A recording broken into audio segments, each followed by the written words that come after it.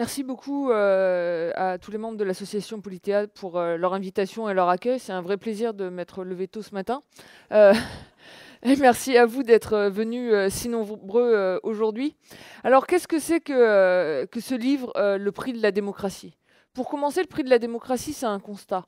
On voit un peu partout dans le monde la montée des populismes et une crise de la représentation. Les classes populaires ne se sentent plus représentées par leurs élites politiques, par les femmes et les hommes politiques. Et la vérité, c'est que je partage ce constat avec les classes populaires.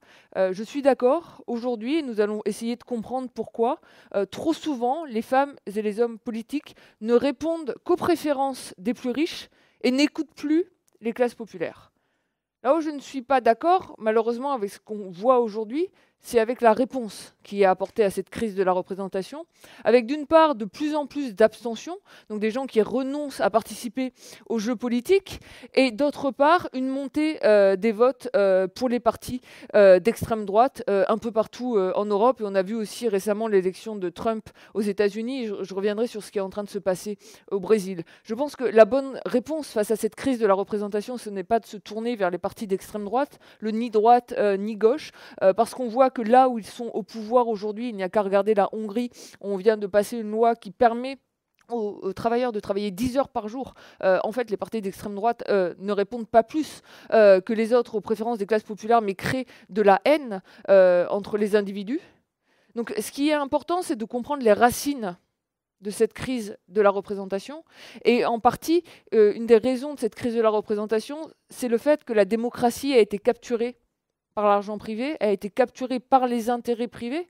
Donc, ce que je fais dans ce livre, c'est que je propose de mieux réguler ce poids de l'argent privé dans le jeu politique, dans le jeu démocratique, pour que demain, on puisse redéfinir la démocratie comme une personne, une voix. Pour faire ça, j'ai fait un tour du monde dans le livre. Ça parle beaucoup d'Europe, de la France bien sûr, mais également du Royaume-Uni, de l'Allemagne, de l'Espagne, de l'Italie. Je suis allée aux États-Unis, au Canada. Ça parle aussi un peu de l'Inde et du Brésil. Pourquoi? Parce qu'on ne part pas de rien. Il y a eu des tentatives qui ont été faites, qui ont été mises en œuvre au cours des dernières décennies dans toutes les démocraties du monde pour essayer de réguler le jeu politique, pour essayer de réguler le jeu démocratique. Il y a eu beaucoup d'échecs. Et je vais vous parler d'un certain nombre de ces échecs. Les États-Unis sont un exemple frappant de l'échec du financement public de la démocratie américaine. Il y a eu aussi des réussites. Et moi, je pense qu'il faut s'inspirer aujourd'hui de ces échecs, de ces réussites, pour proposer un nouveau modèle de financement public du jeu démocratique. Et en particulier, je vais essayer à la fin de cet exposé de vous proposer un certain nombre de solutions, dont les bons pour l'égalité démocratique, qui sont un nouveau système de financement qui soit à la fois dynamique et égalitaire du jeu démocratique. Car ce que nous allons voir aujourd'hui, c'est que l'argent public, la manière dont il est utilisé, favorise principalement les plus favorisés. Aujourd'hui, une très grande partie du financement public de la démocratie ne bénéficie qu'à une toute petite poignée d'individus. Il faut réégaliser le financement public de la démocratie et il faut aussi complètement le dynamiser parce que malheureusement, aujourd'hui, ce financement est figé. Il est figé par intervalle de 5 ans, ce qui ne permet pas l'émergence de nouvelles forces politiques, notamment de nouvelles forces politiques qui sont marquées plus à gauche du spectre politique. Le point de départ du livre, c'est de dire que la démocratie a un coût. La démocratie a un coût, c'est le coût de financement des partis politiques. C'est le coût des dépenses électorales. Vous êtes un parti politique, vous voulez créer une formation politique, il faut quoi? Il faut des locaux pour commencer. Ça a un coût, les locaux. Il faut payer des permanents, parce que malheureusement, nous avons tous un travail. Et donc souvent, même si on dépense beaucoup de temps militant pour le mouvement politique auquel on est attaché, on ne peut pas y consacrer 100% de notre temps. Quand on fait des manifestations, il faut pouvoir payer des bus.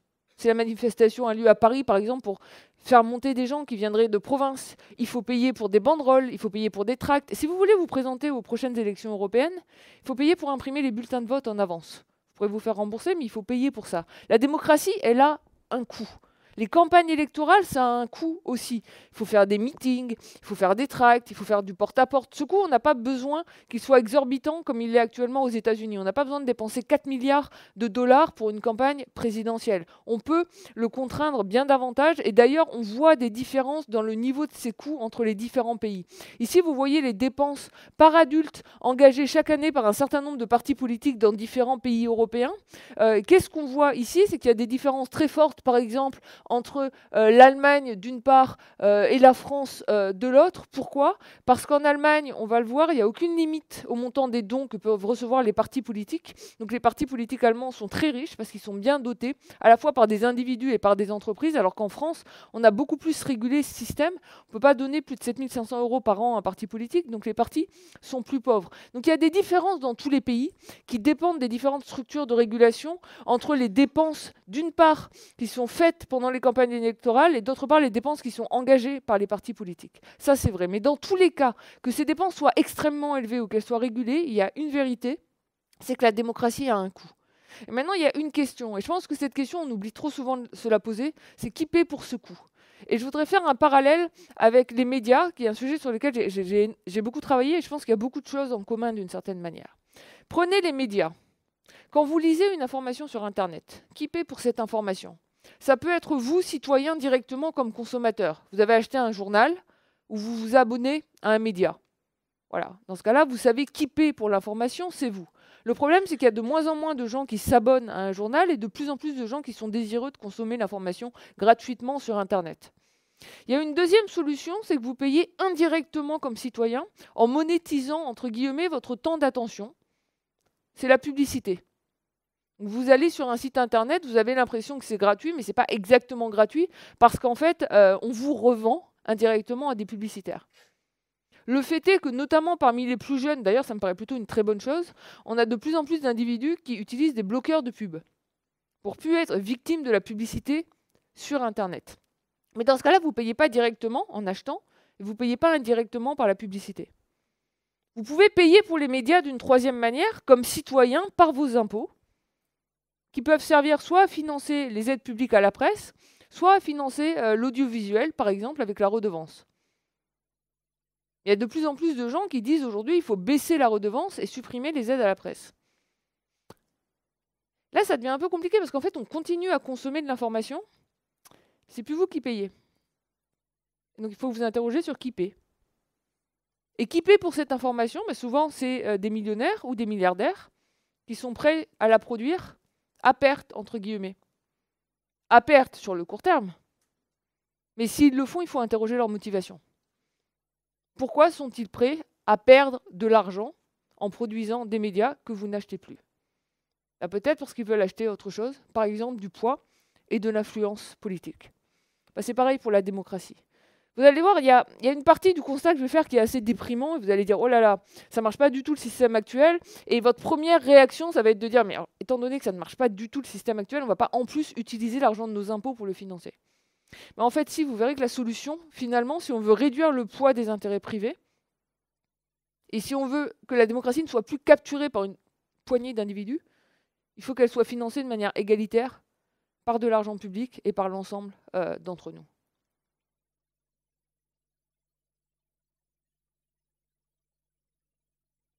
Et c'est ça qui permettra de passer du système actuel, on va voir pourquoi, qui est défini par, en réalité, 1 euro, une voix, de revenir au système qu'on a eu pendant longtemps. Peut-être, en fait, pendant pas si longtemps, parce que la démocratie n'a jamais été parfaite, mais qui devrait être la manière dont on définit le jeu démocratique, une personne, une voix. Pourquoi?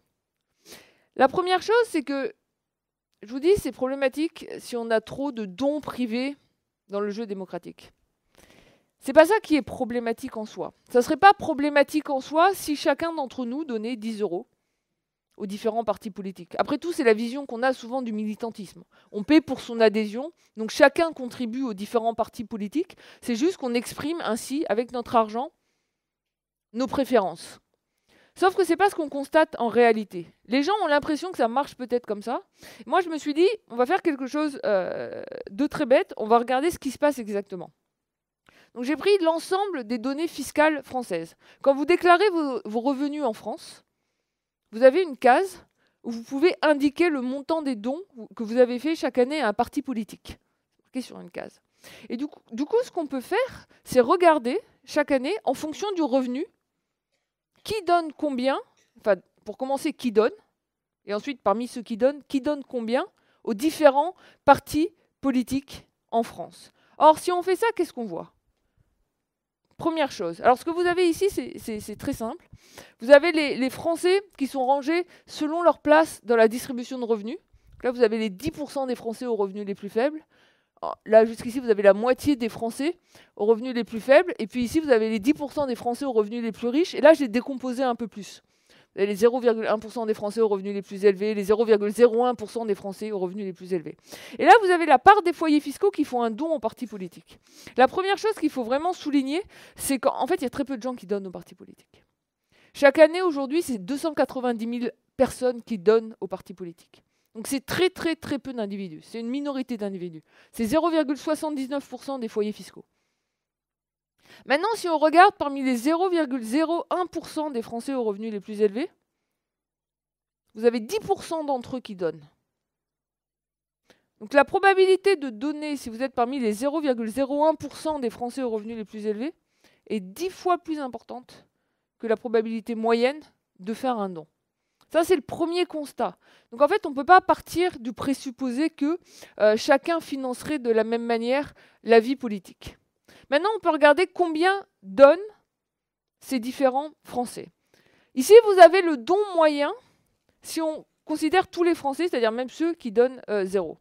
Si on considère l'ensemble des Français, en moyenne, si vous regardez les 50% des Français aux revenus les plus faibles, enfin quand même la moitié de la population française, en moyenne, ils donnent simplement quelques centimes par an. Et si vous regardez les 0,01% des Français aux revenus les plus élevés, tous les Français, même en prenant en compte ceux qui ne donnent pas, vous avez un don moyen de 400 €. Maintenant, si on regarde parmi les donateurs, ça c'est encore plus frappant. Si vous regardez parmi les donateurs, parmi la moitié des Français aux revenus les plus faibles, le don moyen est de 120 €. Parmi les 0,01% des Français aux revenus les plus élevés, le don moyen chaque année aux partis politiques est de 5 300 €. La limite au don en France, c'est 7 500 €. Là, je vous parle du don moyen. Ça veut dire qu'en fait, il y a énormément de Français qui donnent, enfin, il y a énormément de Français parmi les 0,01% des Français aux revenus les plus élevés, ce qui est quand même une catégorie assez particulière de Français, qui donnent chaque année 7 500 € aux partis politiques. Ce qui veut dire que s'il n'y avait pas de plafond en France, on verrait en France ce qui se passe dans un certain nombre d'autres pays.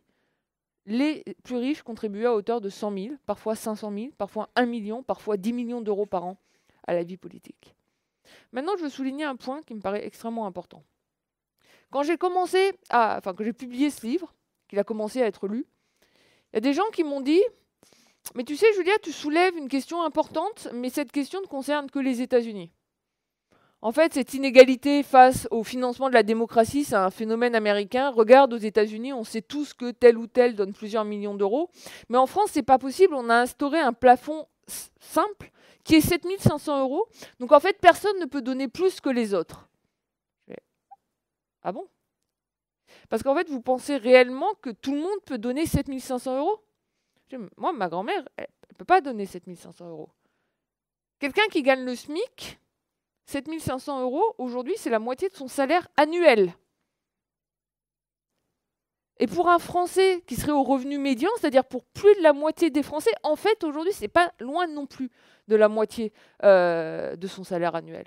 Donc, ce n'est pas étonnant, en fait, si les gens, parmi la moitié des Français aux revenus les plus faibles, donnent 120 €. Parce qu'en fait, 120 € quand vous êtes au SMIC aujourd'hui, à la fin de l'année, c'est un vrai sacrifice financier. C'est beaucoup. C'est une somme, peut-être, vous préfériez la donner à vos petits-enfants. Ou vous faire plaisir, sortir, faire un ciné, faire un resto. Vous allez faire un effort, vous allez la donner à un parti politique. Mais vous ne pouvez certainement pas donner 7 500 €. Ce qui veut dire qu'en fait, on a instauré un système dont on prétend qu'il est égalitaire, mais qui permet, dès le départ, qui est vicié dès le départ, puisqu'il permet dès le départ à un certain nombre d'individus, et on voit bien, c'est une poignée d'entre eux. La raison pour laquelle j'ai décomposé tout en haut, c'est pourquoi? Parce qu'en fait, si vous regardez les 10% des Français aux revenus les plus élevés, on ne voit pas l'explosion de l'inégalité. L'inégalité, elle se joue vraiment tout en haut, parmi les 0,01% des Français aux revenus les plus élevés. Et à ces individus-là, on leur permet de donner plusieurs centaines de fois plus que les autres. Et c'est faux de dire que tout le monde peut donner 7 500 euros. C'est illusoire. La plupart d'entre nous, nous ne pouvons pas donner 7 500 euros par an à un parti politique. Or, qu'est-ce qu'on voit? On voit que non seulement ces dons aux partis politiques sont un phénomène de classe, mais ils ne vont pas profiter de la même manière à l'ensemble des partis politiques. Ça, c'est une autre illusion. On pourrait dire finalement, d'accord, ce sont les plus riches qui contribuent davantage, mais si ça bénéficie au final à l'ensemble de tous les partis de la même manière, ça ne serait pas tellement un problème. Ça serait une autre manière de financer le jeu politique. Je me dis, regardons finalement à qui profitent les dons. Donc ça, je ne le sais pas exactement sur votre feuille d'impôt. Heureusement, c'est anonymisé. Je sais combien vous avez donné en fonction de vos revenus. Enfin, je ne sais pas vous, madame, je n'ai pas votre nom, mais j'ai votre point. Je sais revenu, je sais si vous avez donné, mais je ne sais pas à qui. Par contre, je sais combien les différents partis politiques reçoivent. Et ce qu'on constate, c'est que dans tous les pays, là encore, j'ai mis quelques pays pour illustrer l'Allemagne, la Belgique, la France, l'Italie. C'est aussi pour vous montrer d'autres différences. Dans tous les pays, quel que soit le montant total des dons reçus, dans tous les pays, les partis de gauche reçoivent systématiquement beaucoup moins de dons privés que les partis plus conservateurs politiquement. C'est une régularité. Il y a des différences entre les pays, notamment parce qu'il y a des pays où les dons des entreprises sont autorisés, il y a des pays où ils sont interdits. Ça, c'est une bonne chose en France. Il y a plein de choses qui ne marchent pas en France. Au moins en France, on a eu le bon sens en 1995 d'interdire les dons des entreprises aux partis politiques. En Allemagne, ce n'est pas le cas. En Allemagne, les entreprises donnent beaucoup aux partis politiques. En Allemagne, un des principaux donateurs des différents partis politiques, d'ailleurs c'est intéressant, c'est un donateur qui donne à tous les partis en même temps chaque année. Donc il fait un chèque chaque année au même moment, choisit une date, un chèque à la CDU, à la CSU ou au SPD. Donc un des principaux donateurs aux partis politiques allemands, c'est Philippe Morris, le cigarettier. Je ne sais pas si ça vous a frappé quand vous êtes allé en Allemagne. L'Allemagne est un des seuls pays d'Europe avec la Bulgarie, en fait le seul pays d'Europe avec la Bulgarie, où les publicités pour le tabac sont encore autorisées. Mais bien sûr, il n'y a aucun lien de cause et effet. Ça serait... Voilà. Et donc, ce qu'on voit aussi là, c'est que dans un pays comme la France, où il y a une limitation, il n'y a pas de dons des entreprises déjà, donc vous n'avez pas le beau rouge, et vous avez une limitation des dons, donc la droite française reçoit moins de dons que la droite allemande. Mais par contre, ce qui apparaît clairement ici, c'est que la droite française reçoit beaucoup plus de dons que la gauche française. Pour vous donner un exemple à tout hasard, un nouveau parti politique qui se serait créé au printemps 2016. En Marche. En Marche, en quelques mois en 2016, a été capable de lever 4,9 millions d'euros de dons. La même année, le Parti socialiste, sur toute l'année, a levé 676 000 euros de dons privés. Bon, les Républicains ont fait mieux qu'En Marche. Ils ont eu un peu plus de 7,4 millions d'euros la même année. Mais donc on voit vraiment une vraie différence en fait entre les partis qui bénéficient de ces dons. En quoi est-ce que c'est problématique? Déjà, c'est problématique en soi. Là où on en est pour l'instant. On en est pour l'instant, en fait, que je vous ai montré qu'il n'y a qu'une infime minorité d'individus qui donnent. Ce sont les plus riches. On les autorise à donner beaucoup plus que les plus pauvres, même si on prétend le contraire. En fait, de facto, 7 500 euros, ça ne leur est permis qu'à eux. Et en plus, ils financent beaucoup plus les partis de droite que les partis de gauche, donc ce n'est pas réparti de manière équitable sur le spectre électoral. Le pire dans l'histoire, c'est que ça vous coûte de l'argent. Voilà. Parce qu'on a mis en place, et encore une fois, ce n'est pas spécifique à la France, ça existe dans un certain nombre d'autres pays. On a mis en place en France un système qui fait que, si vous faites partie des 10% des Français aux revenus les plus élevés, et que vous donnez 7 500 euros à un parti politique, quel est le coût pour vous? 2 500 euros. Vous avez droit à une déduction fiscale de 66%. Les 5 000 euros restants sont à la charge de l'ensemble des citoyens. Vous donnez 7 500 euros, le coût réel pour vous est 2 500 euros, 5 000 euros restants, c'est payé par de l'argent public. Maintenant, vous êtes au SMIC. Vous n'avez pas donné 7 500 euros, encore une fois. Imaginons que vous donniez 300 euros à un parti politique. Quel est le coût réel pour vous? Ouais, 300 euros. Parce que vous n'êtes pas imposable au titre de l'impôt sur le revenu. Vous êtes bien conscient du fait que vous payez énormément d'autres impôts, les impôts indirects, la TVA, etc. Vous payez beaucoup d'autres impôts. Mais vous n'êtes pas imposable au titre de l'impôt sur le revenu. Du coup, le coût réel pour vous est de 300 €. Et on a mis en place en France un système dans lequel l'ensemble des citoyens paient pour satisfaire les préférences politiques des plus riches, qui se tournent majoritairement vers les partis les plus conservateurs économiquement, qui en plus derrière vont mettre en place des politiques notamment fiscales, qu'à penser à la suppression de l'ISF, qui ne vont bénéficier qu'aux plus riches. Et ça, ce système, il est régressif, il est injuste. Et si vous regardez par exemple ici, qu'est-ce que vous voyez? Vous voyez combien l'État dépense chaque année en totalité pour satisfaire les préférences politiques des individus en fonction de leur niveau de revenus. Et qu'est-ce qu'on constate? C'est qu'on constate que l'État dépense chaque année, par exemple, 21 fois plus d'argent public pour financer les préférences politiques des 10% des Français aux revenus les plus élevés que la moitié des Français la plus pauvre. Et c'est des sommes qui sont extrêmement importantes par rapport à ce qu'on dépense par ailleurs pour financer la politique. Le financement public direct des partis aujourd'hui en France, c'est 63 millions d'euros. C'est plus ou moins 1 euro par parti. Les déductions fiscales qui ne bénéficient qu'aux plus riches, chaque année en France, aujourd'hui, c'est 56 millions d'euros. Donc on dépense quasiment autant en financement public direct, 1 euro par Français, qu'en déductions fiscales qui ne vont bénéficier qu'à quelques milliers d'individus. Donc on a théorisé, on a mis en place un système injuste de financement du jeu démocratique. Et pourquoi c'est problématique, en plus de la régressivité et de l'injustice?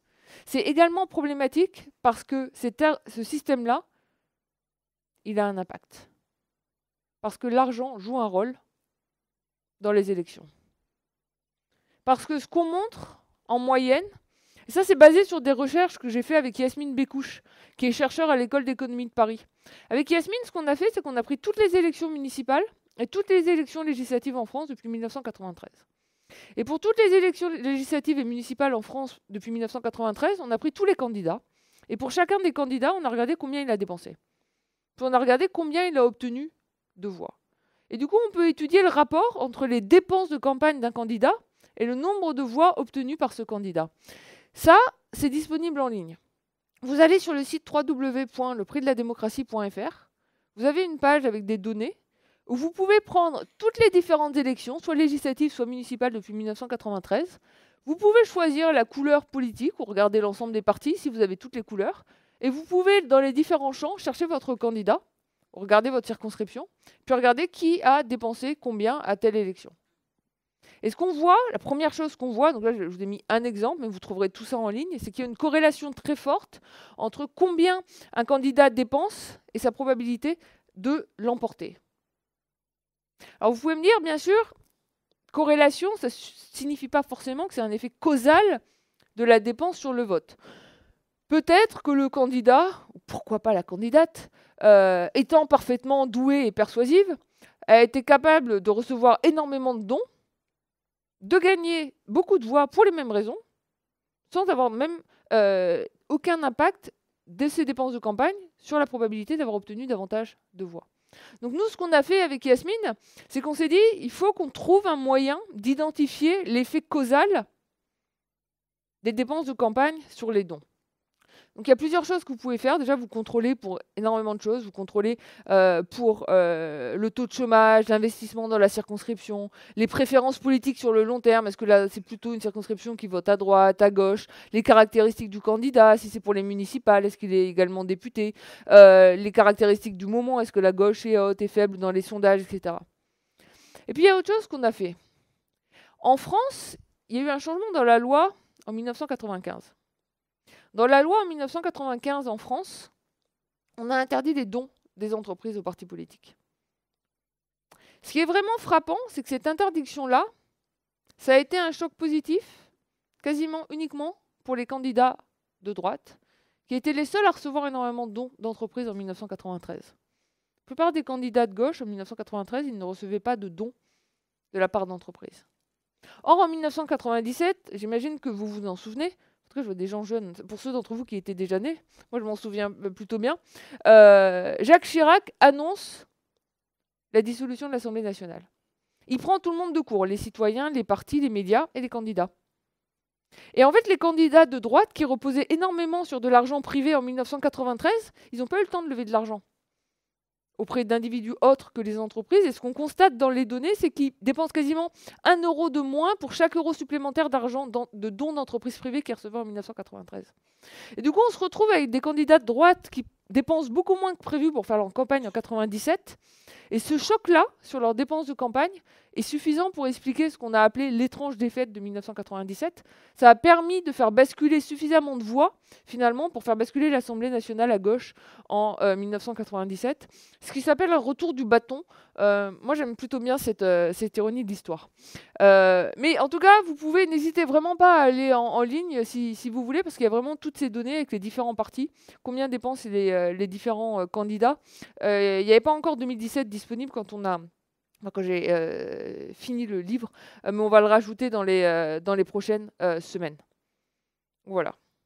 Donc pour résumer, où on en est. Vous avez qu'une poignée d'individus qui donnent aux partis politiques. Ce sont les plus riches. Ils donnent principalement aux partis de droite. Et en plus, on utilise l'argent de nos impôts pour financer tout ça. Et à l'arrivée, ça a un impact, puisque ça augmente la probabilité des candidats plus marqués à droite économiquement de gagner les élections, puisqu'ils sont mieux financés. Quelle est la conséquence ? La conséquence de ça, c'est que les femmes et les hommes politiques, ayant bien pris conscience de l'importance de l'argent dans le jeu électoral, sont partis de plus en plus à la chasse aux chèques, à la chasse aux dons privés, et de moins en moins à la chasse aux voix. Et c'est vrai à droite, mais ce qui d'une manière est beaucoup plus triste et beaucoup plus inquiétant, et explique aussi la montée des populismes, c'est que c'est vrai à gauche. Il suffit de prendre ce qui s'est passé aux États-Unis lors de la dernière élection présidentielle. Hillary Clinton, en 2016. Pourquoi elle a perdu ? En grande partie parce qu'elle était perçue par une partie de l'électorat traditionnellement démocrate comme la candidate des banques, comme la candidate de la finance. Et ils n'avaient pas tort. Si vous regardiez le programme d'Hillary Clinton, sur les questions de société, il était marqué à gauche.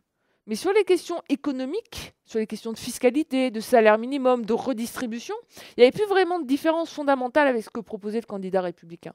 Et du coup, aux États-Unis, en 2016, vous avez un certain nombre d'électeurs qui avaient voté Bernie Sanders à la primaire démocrate, qui leur parlait à eux.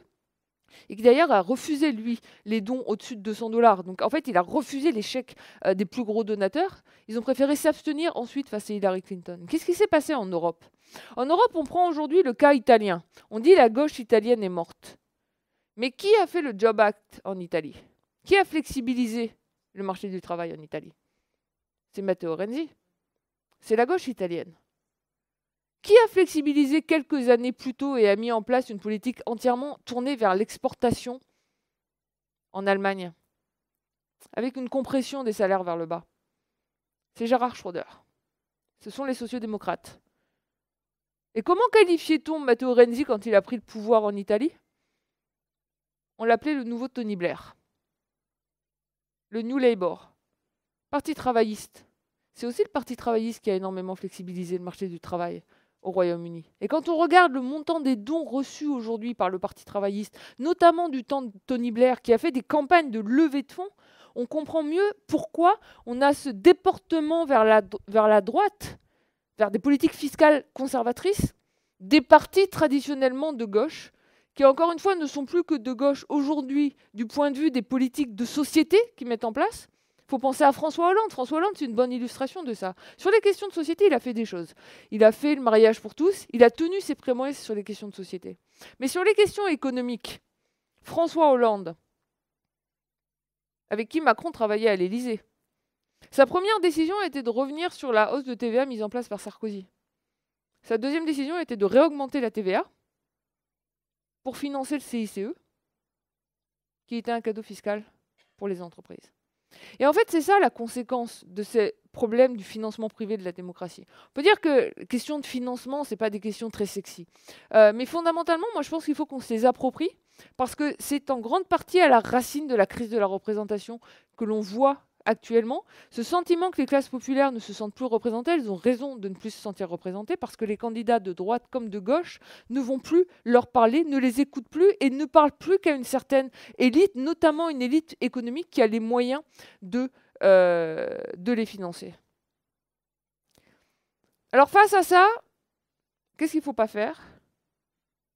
Ensuite, je vous dirai ce que je pense qu'il faudrait faire. Il ne faut pas élire Donald Trump. Non, c'est pas... Face à ça, il ne faut pas rejeter le système de financement public de la démocratie.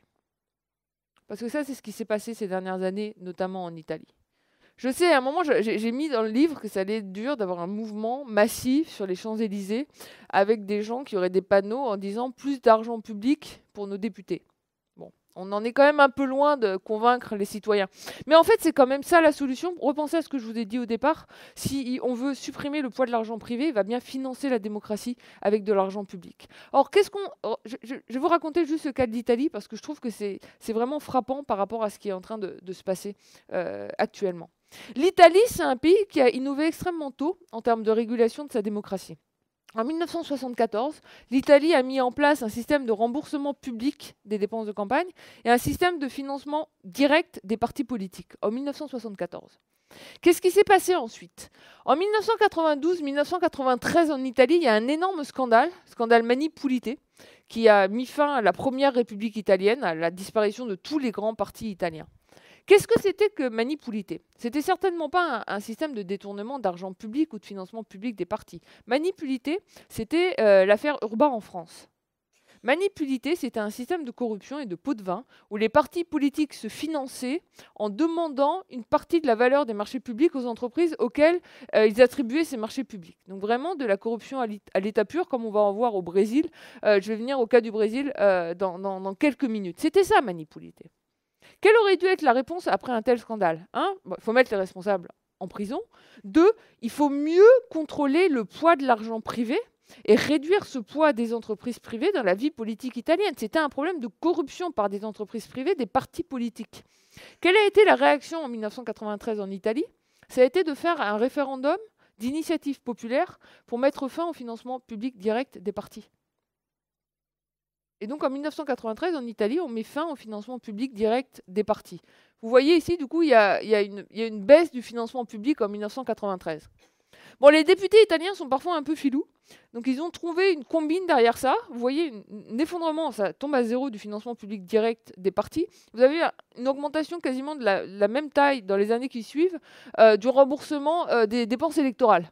En fait, ils ont changé la loi sur le remboursement des dépenses électorales et ils ont découplé le remboursement des dépenses électorales des dépenses effectivement faites par les partis politiques.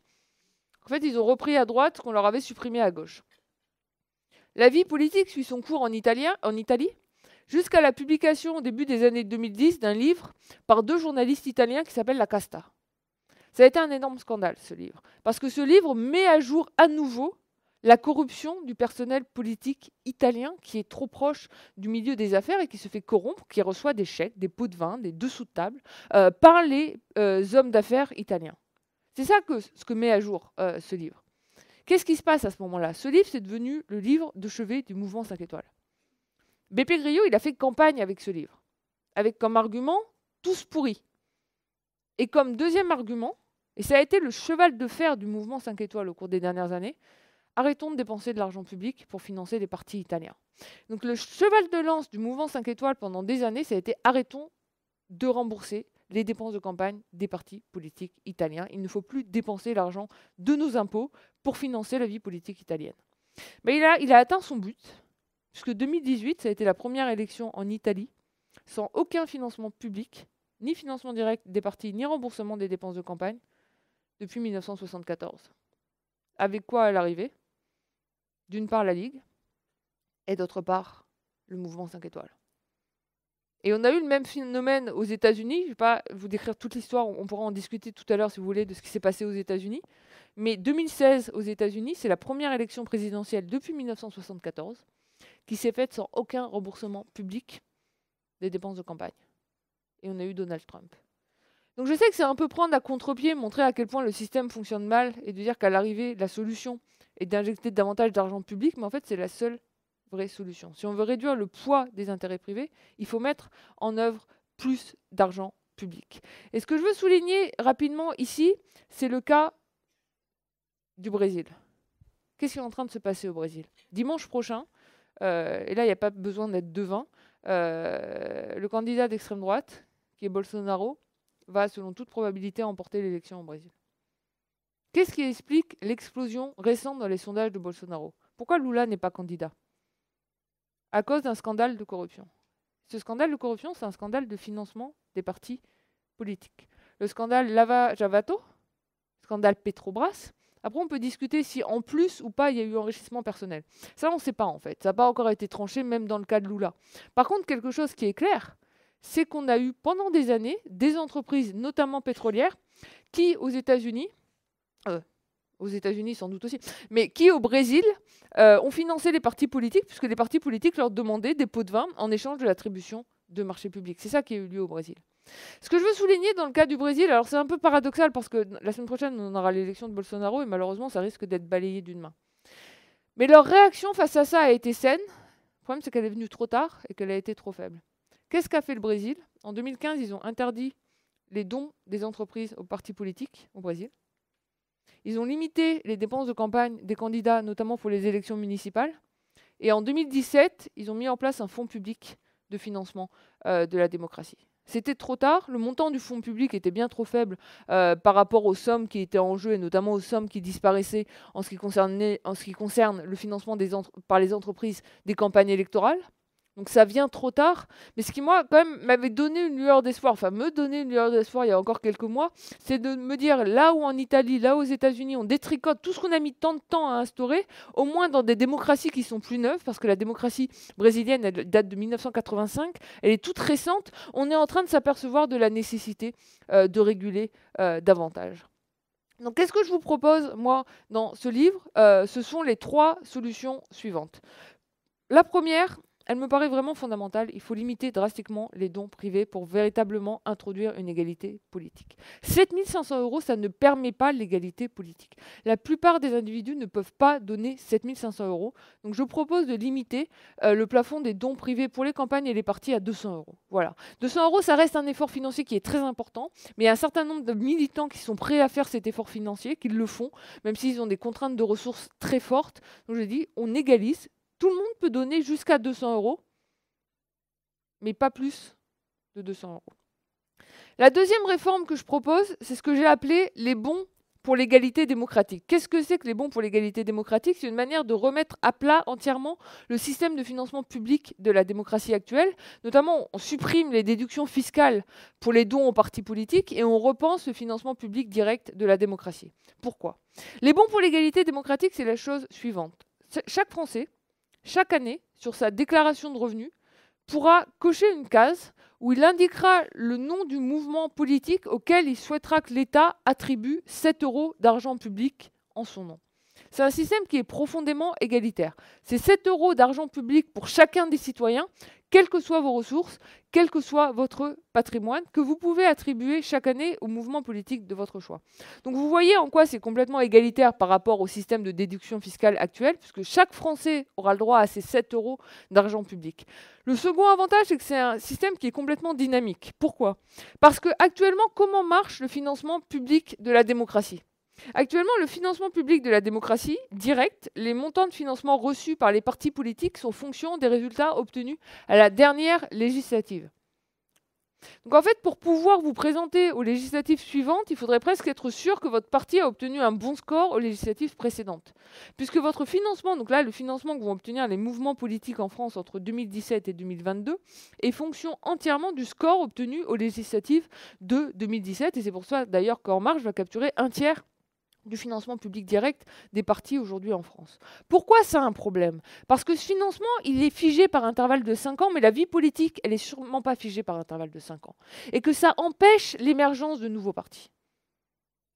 Sauf si vous êtes En Marche.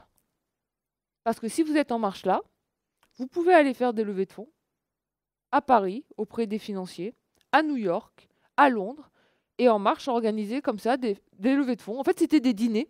C'était des dîners avec Emmanuel Macron où la place à table vous coûtait 7 500 €. Voilà. Et c'est ça la vérité. Et c'est comme ça qu'Emmanuel Macron a gagné les élections. Si vous êtes Nuit debout, vous êtes un mouvement plus marqué à gauche économiquement. Vous ne pouvez pas bénéficier actuellement des financements publics, puisqu'ils sont figés par intervalle de 5 ans. Et vous n'allez certainement pas aller convaincre quelqu'un qui travaille chez Rothschild de vous donner 7 500 €. Parce que si vous êtes nuit debout, si vous êtes marqué plus à gauche économiquement, les décisions que vous allez prendre une fois au pouvoir, ça ne va pas être de supprimer l'ISF, mais sans doute de créer une tranche supplémentaire. Ça ne va pas être de mettre une flat tax sur les revenus du capital, mais sûrement d'introduire plus de progressivité. Ça ne va pas être de supprimer ou de diminuer le montant d'un certain nombre d'allocations qui bénéficient aux plus défavorisés, mais plutôt de les augmenter. Peut-être d'augmenter le salaire minimum, d'augmenter les petites retraites. Ça va être de mettre en place des politiques qui vont bénéficier aux classes populaires. Et le problème, c'est que ces classes populaires, elles n'ont pas les moyens de vous financer. Elles vont donner des petits dons, mais elles n'ont pas les moyens de vous financer et de financer l'émergence de nouveaux partis.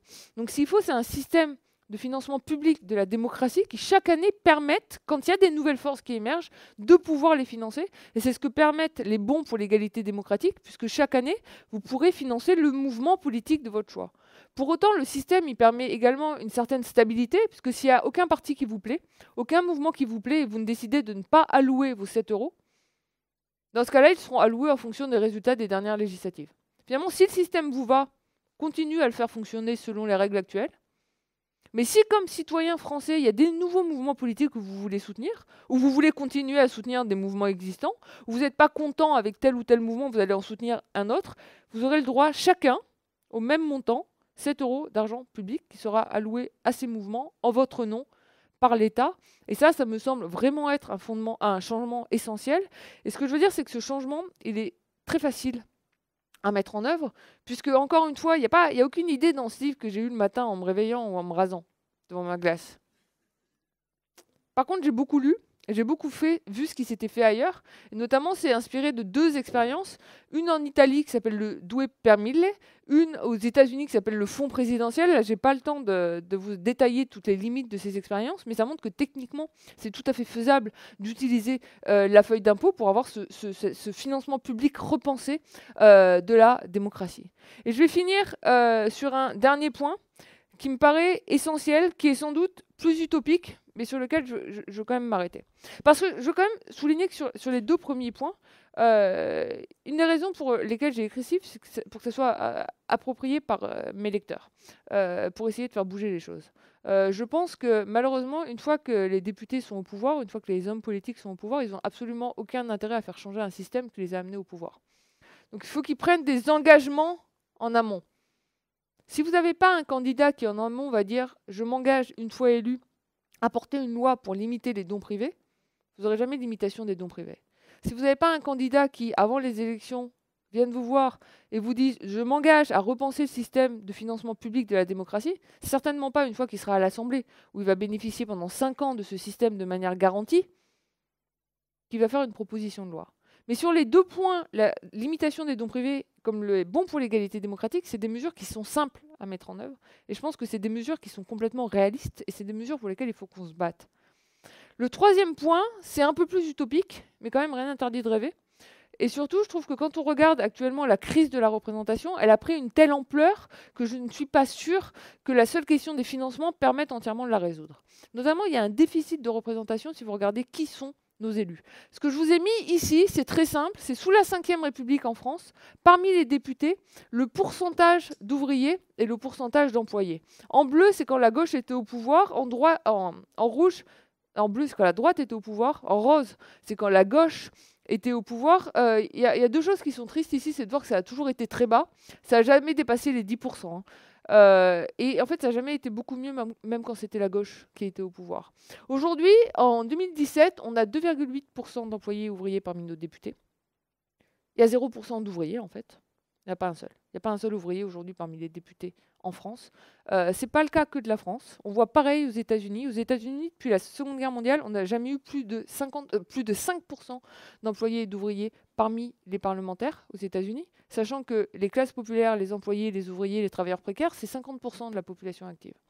Donc on a partout une sous-représentation des catégories populaires. Alors on peut avoir ensuite un débat infini philosophique sur la représentation. Est-ce que des députés représentatifs doivent être des députés qui sont à notre image? Le problème, c'est que ça a été étudié très bien, notamment par un sociologue américain qui s'appelle Nicolas Carnes dans le cas américain. Un député qui est ouvrier ne vote pas pareil qu'un député qui est cadre supérieur. Et il le montre, hein, il montre que par exemple tous les cadeaux fiscaux qui ont été faits aux plus riches en 2003 par Bush n'auraient pas été faits si les ouvriers avaient représenté au Sénat et à la Chambre des représentants américains la même proportion qu'ils représentent dans la population active américaine. Donc moi ce que je dis, c'est que finalement on a su utiliser les outils de droit pour introduire de la parité homme-femme dans les élections, avec notamment les listes Shabada. Mais ces outils qu'on a utilisés pour introduire de la parité homme-femme, il faudrait les utiliser pour essayer d'introduire plus de parité qu'on pourrait appeler de la parité sociale. Donc la dernière proposition que je fais dans le livre, c'est ce que j'ai appelé l'Assemblée mixte. Je dis pour 2/3 des sièges existants à l'Assemblée nationale, ne changeons pas les règles, gardons-les comme elles sont. Mais pour le 3e tiers, ayons une élection à la proportionnelle, au niveau national, sur des listes, qui soient des listes paritaires socialement, c'est-à-dire avec au moins une moitié de candidats, qui soient ouvriers, employés, travailleurs précaires.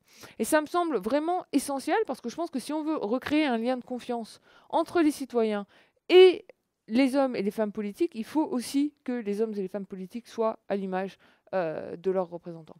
Mais je me réjouis par avance de pouvoir discuter de tout ça avec vous maintenant. Merci beaucoup.